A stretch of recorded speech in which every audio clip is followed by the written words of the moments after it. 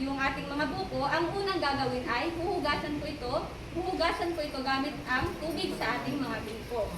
Pwede rin po gumamit ng mga brush para talagang siguro matanggal yung mga dumi, lupa, o insekto po na nakakapit sa balat ng buko. So huhugasan ko muna gamit ang tubig sa buko. Pagkatapos po mahugasan, ang sunod ay ibababad na po siya sa solusyong pang sanitasyon. So ito po ay gumagamit po tayo dito ng bleach, household bleach, Sonrox, for example, isang brand lamang po yan. So ang konsentrasyon na ginagamit natin dito ay 200 ppm po. Ito ay isang kutsara o 15 ml ng Sonrox or household bleach sa kada 4 at may kalahating litrong tubig. Yan, pwede nyo po yan i-take note para magawa nyo rin po ito sa inyong sari-sariling mga buhok. Yan, ulitin ko po, isang kutsara o 4 na may kalahating litrong tubig. Isang kutsara ng Sonrox, yun ay 15 ml sa kada 4 at may kalahating litrong tubig. Yan. So, ibababad po natin yung mga buko dito sa solusyong ito sa loob ng 5 minuto. Ito po ay nahugasan na ng tubig kanina. Okay lang. Yan. So, 5 minutes po. Yan. So, ginagawa po natin dito na pagbababad sa solusyong pangsanitasyon upang yung mga sa hugas kasi hindi man natatanggal yung mga mikrobyo. Dito po, papatayin ng bleach natin dito yung mga mikrobyo na nakakapit na sa balat ng buko. Ito po ay para hindi na po kumalat kasi pag nagtapyas tayo na madumi pa yung labas ng buko, kakalat po yun sa kabuuan, mas madali po yung buhay ng buko. Eh ngayon eh, inihin po natin na mapahaba pa yung buhay ng buko para mabiyahe pa siya at mabenta pa siya ng mas matagal. Yan. So, dapat malinis po talaga. So, ito po, kanina na sanitize na po namin ito. Ngayon naman ay continue na po tayo sa pagtatapyas. Yan. So, ang ginagamit po natin dyan ay stainless steel chef's knife. Pero kahit anong klaseng, naman po, kutsilyo, basta matulis po. Yan. So, yan. So, magtatapyas po dito si Kuya Chi. May iba't iba pong klase ng pagtatapyas. Yan. So, pwede yung, yung taas lang yung pinapyas, ng matulis. Meron naman yung buo talaga, ng buo ang pinapyas. At meron naman yung hanggang sa bao talaga na pinakitis. Pero ang pinakakaraniwan po dito, siguro kung kayo sa mga resort, restaurant, yung lokal lang po, mas maganda ito. Pero pag-export, ito po talaga yung nakikita natin sa Thailand na in-export nila sa iba't ibang lugar. So ito po ang pinakakaraniwang hugis. Ito po yung ipapakita natin. Yeah. So magtatapyas po si Kuya Chi. Ganito. So ang orientasyon po ng buko, yung taas po, ito po yung magiging flat na base. Yeah. Bakit po yung... Yeah. Tapos, yung niya, yung dito ay cylindrical, at ito naman ay yung patulis. Kasi pag kakain tayo, mas madali po kasi buksan yung dulo ng buko. Kaya dito po yung patulis niya. Yan. So para mas madali sa mga consumer yung pagbukas ng kanilang buko. Parang santo lang. Yan. So ganyan lang po kadali, pero mahirap po talaga yan.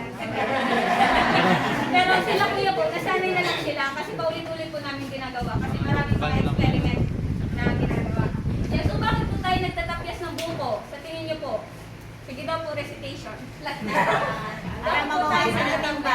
Madali yung Very pag-consume. good po. Para mabawasan ang bigat. Para mabawasan yung timbang. Kasi kung mag-transport tayo ng mga mabibigat na buo pa na buko, sayang sa gasolina, maraming balik. Pero pag tinapyas mo na, nababawasan yung bigat, mas konti yung gagastusin natin sa pag-transport ito. Isa pa, para mapaganda yung presentasyon. Mas maganda naman talaga to sa mga consumer po, di ba? Puting-puti, parang fresh na fresh talaga. At may shape. Yan. So, mas appealing para sa ating mga consumers. At last, ay para mas mapadali po sa kanila yung pag-inom. Hindi na sila magbabalak. Isang gano'n na lang, isang chop na lang, pwede na silang uminom. Sa Thailand nga po, meron silang diretso na, like meron na silang spoon, something doon. diretso inom na talaga. So ngayon wala pa po tayo nun. Pero pwede naman ganun sa mga malalaking kumpanya, mag-invest sila sa ganung technology. Yan. Yan. So, yan na muna yan na tinapyas. Meron pang isa dito. So, hayaan natin to kung anong mangyayari sa kanya pag tinapyas. Pero, spoiler lang, ang mangyayari ay magba-brown to ito agad. Yan. So, yun po ay natural na nangyayari sa mga prutas at gulay pag tinapyas, pag hiniwa. Nagkahanin. Yan, nagba-brown talaga dahil sa reaksyon ng mga phenols at enzymes na nasa prutas na pag nasa hangin siya, nagba-brown siya agad. Yan, para masolusyonan po iyan ay gumagamit po tayo ng anti-browning treatment. So, magkikilo po tayo ngayon. So, ang ginagamit po natin ay sodium metabisulfite o SMS. Ito po ay karaniwang preservative sa mga pagkain. Kung familiar po kayo sa mga dried mango na nasa grocery, ginagamit po ito doon. Pero sa mas konting amount lang. So, ngayon po, ang gagamitin po natin ay 1 to 3% or 1 hanggang 3% ng SMS. Ngayon po ay 2% yung gagamitin natin. So, nagtitimbang tayo dito ng 30 grams sa kada 3 liters na tubig. So, kayo na po kaalam. Pag gusto nyo mas marami, damihan nyo yung tubig. Basta 1 to 3% lang po ng SMS. Yan. So, meron pa pong ibang mga preservative na pwede gamitin. Pero yung nag-find out po namin sa mga pag-aaral po namin, na SMS po talaga ang pinakaganina. Kahit konti lang yung gamitin, napapanatili niya po ng mabuti yung buko. At isa pa po, mura lang po ang SMS. Sa Shopee po, makakabili kayo 89 pesos lang sa kada kilo ng SMS. Yan. So, aayunin lang po natin dito ng mabuti. Yan. May tanong po ba kayo sa about dito sa SMS? Wala pong Tagalog. Sulfite. Sodium metabisulfite. I-search nyo lang po yan sa Shopee. Makakabili kayo. Basta dapat po, sa Shopee po. Yung supply po namin sa Shopee din namin binibili. Basta dapat food grade po. Ilagay niyo po food grade. Kasi may mga technical grade nito. Yan. Sodium metabisulfite. Yan. So, titignan na po. Ay naman po ay ibababad na po natin ang mga natapyas na buhay. Sa loob ng 5 minuto po ulit. 5 minuto lang po. Yan, 5 minuto po yan. So, habang nag-i-decide po, baka may mga katanungan po kayo dyan. Paano yung meat? Yung tanong po is, paano yung meat? Yung magbubukas daw yung yung laman po, kung nagpe-penetrate po ba yung chemical sa loob. Yan, meron po mga pag-aaral na hindi po pumapasok yung chemical sa loob. Hanggang dito lang po siya sa labas, saka sa loob. At sa ngayon po, hanggang 3 linggo hanggang 1 buwan po, pwede po, basta nasa malamig na temperature. Yes. Okay, safe naman po. Ang natikman daw po, ano daw ang difference ano sa yung SMS at yung wala.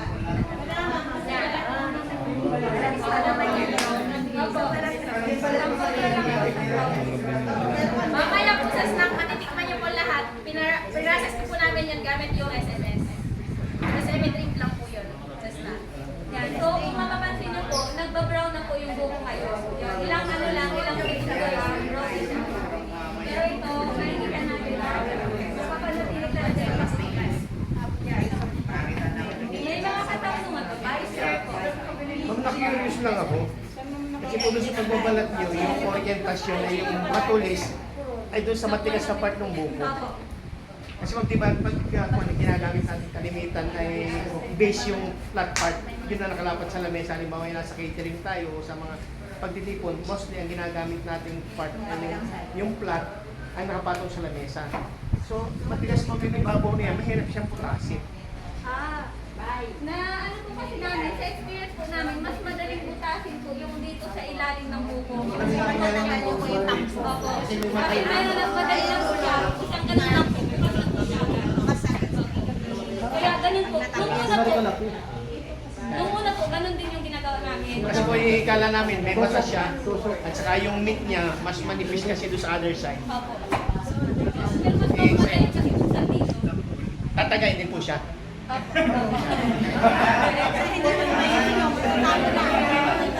Kasi kung tutusukin, kasi ang napipicture ko po ay nasa isip ko, ay ini-straw siya.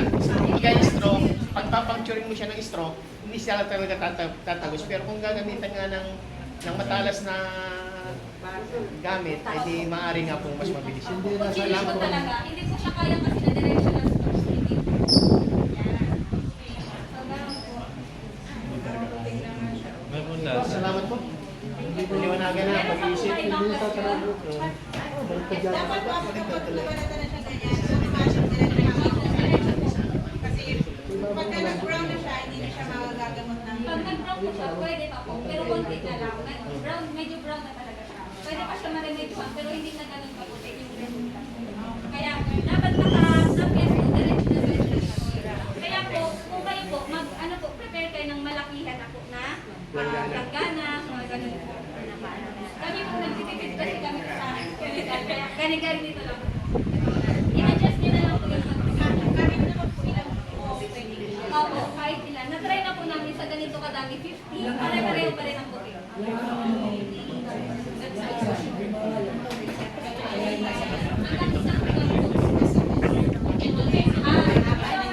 Patas nito, palit naman sa next. Isang galon din. Pero titignan po namin kung pwede recycle. Pag-aaralan. Ang galon din. Yan, ang hindi. Ay, ano po? Pag-tinitira. Ulit-ulit na ganito. Ang ginagamit po namin ng tubig ay pwede po gumamit ng tubig sa gripo pero pakuluan niyo po ng 15 minuto. Parang gagawin niyo po siya ng potable water. Palamigin po siya. Palamigin lang siya. Pero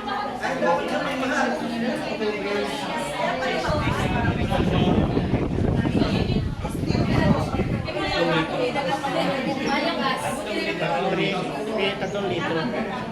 Tapos 30 grams.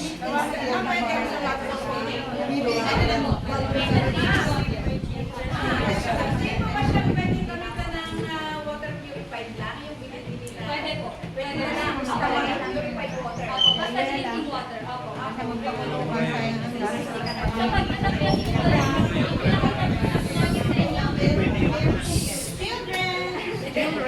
ay mano-mano lang po. Pero ngayon po, may mga available po tayo na trimming machine na pwede nyo kunin sa mga mga supplier na galing sa China. Doon nila kinukuha. Portable lang po siya. Mabilis lang po.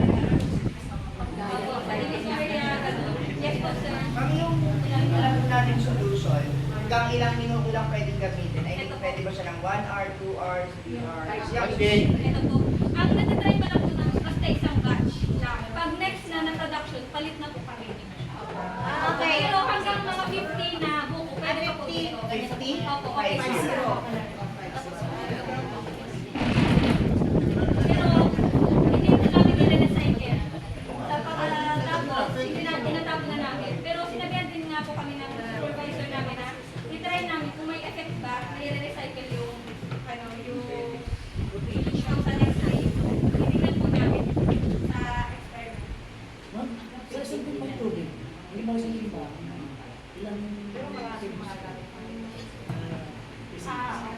So, basta ano po, isa hanggang 2%. So, kunyari, sa isang litro, dapat 10 grams. Ganun po. Kung 2% naman gusto nyo, 20 grams sa kada 2 liters. Basta 1 to 3%. Huwag na nyo na po sa asan nyo. Kasi baka mag-penetrate na po yung chemical. Kasi masyado na siyang kalatan. Ito pong SMS, kahit ano lang, 1% lang, okay na po. So, yun po. Yan. So, nakikita niyo na po yung pagkakaiba. So, ito na po yung na-treat na natin. Ngayon naman po ay papatuyuin at ibabalot sa plastic. Papatuyuin po siya. Basa pa, ma'am. Ang ginagawa po namin ay gumagamit kami ng parang industrial fan para sa loob ng 5 minutes tuyo na siya. Pero ngayon po kasi nagmamadali, alam naman po maghintay tayo. Ngayon po patuyuin po natin gamit yung pero before po talaga ibalot, kailangan talaga siya alisin lang lahat. Kasi pwede po yung natin sa mahaya ng microbial habang nakakain. Sorry po. Hindi ka masamang gawin yung mga bibig yan.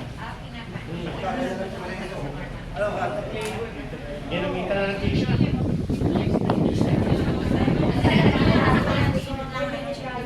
Pwede i-dryer para hindi na lang.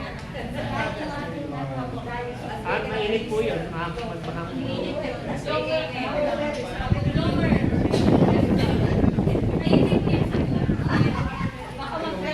Nababrown po yung mainit yun eh. Pero yung mga ibang opo, yung malamig. Sa ibang mga kumpanya po, gumagamit sila ng container tapos habang papunta doon, may dryer na doon sa pero wala pa po tayo nun. Yan. So, dalawang beses po siya ibabalot. Para pag pinito po, hindi na siya maiwasan po yung contamination. Tapos hindi na siya expose sa akin. Hindi na siya mangot. So, yan po ang ginagawa. So,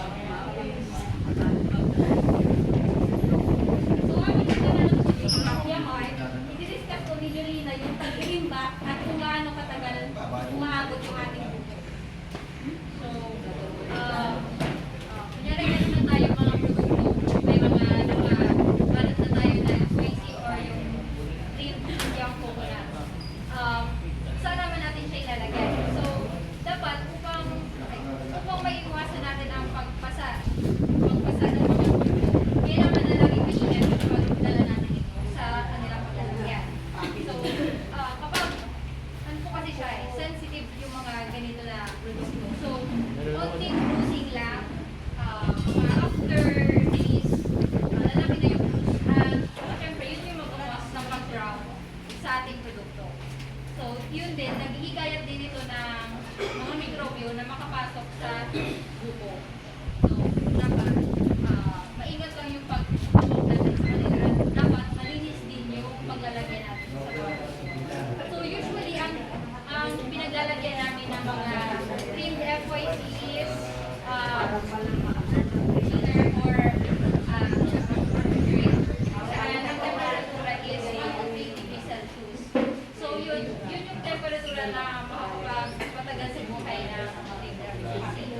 So, mapapanatili nito yung natural na looks ng FYC, pati na din yung nutrition sa loob nito, yung sa water at yung sa meat. So, kapag naisipan natin na i-transport or i-export ang mga ilalagay natin siya syempre sa packaging material. Ang ideal na packaging material for creamed FYCs is yung katulad dito na mga box. Double wall corrugated box. So, ito custom made siya. Binagawa ko namin siya para magkasya yung 9 or siyam na mga buko. So, before po natin siya ilagay sa box, lalagyan po namin siya ng yung mga nakikita po pag natin sa butas. So, ganito po yung itsura niya.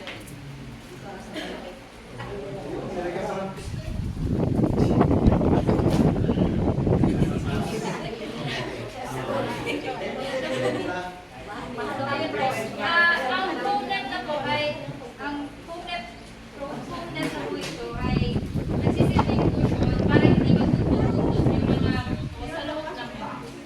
So, syempre, since dahil sila dito, nilagyan din po namin siya ng partition para kunyari, lubog-lubog yung daanan o yung pagpuntahan nito, hindi sila masyadong ma-damage or magkaroon ng pasa or ng para hindi na din ito mag-brown. So, ayun. Sa pag-export po nito sa mga malalayong lugar, ang transportation po nito ay yung refrigerated drum, which is calibrated din sa 1 to 3 degrees Celsius.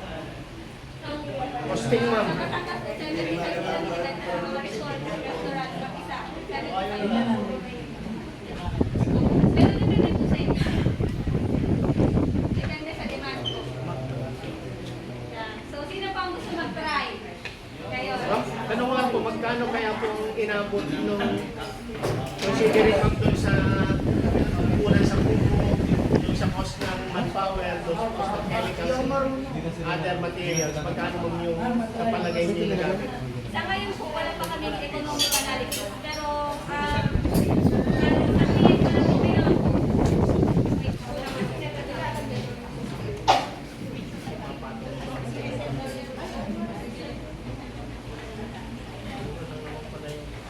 sino pa gusto mag-try? Magkano? Yung iba pwede magbalas, try mag...